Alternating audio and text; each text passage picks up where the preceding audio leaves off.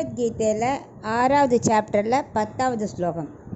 யோகி யுஞ்சித சததம் ஆத்மானம் ரஹசி ஸ்திதஹ ஏகாக்கியத சித்தாத்மா நிராஷீர பரிக்ரஹ. இப்போ இதுக்குள்ள அர்த்தத்தை பார்க்கலாம்.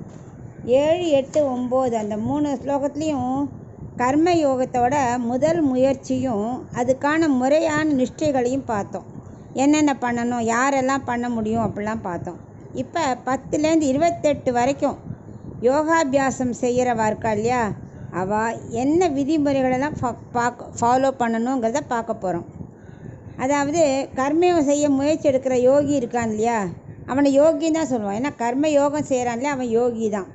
எப்போவுமே நெஞ்ச ஆத்ம தரிசனத்திலேயே செலுத்தணும். யோகத்துக்குன்னு ஒரு காலம் இருக்கணும். எப்போ பார்த்தாலும் செய்யக்கூடாது, அன்டைமில் செய்யக்கூடாது. பிரம்ம முகூர்த்தத்தில் செய்யணும். ஏர்லி மார்னிங் எழுந்துக்கணும். அப்போ தான் யோகமே ஆரம்பிக்கிறதா ரொம்ப சித்திக்கும்.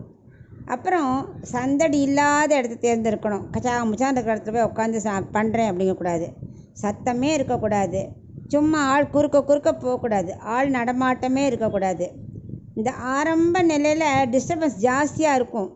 அதனால் அப்படி தனிமையாக இருக்கணும். நல்ல ஞான நிஷ்டை வந்துடுதுன்னா நீ எங்கே இருந்தாலும் நீ மட்டும் தியானம் பண்ணுவ.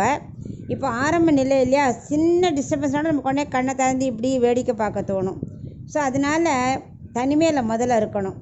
அப்புறம் ஆத்மாவை நினைக்கிற நெஞ்சு இருக்கு இல்லையா, அப்போ தான் வசப்படுத்தவே முடியும்.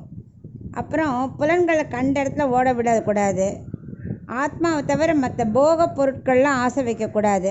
என்ன வருது, என்ன பார்க்கணும், நமக்கு இப்போ என்ன வேணும், அதெல்லாம் சிந்திக்கக்கூடாது.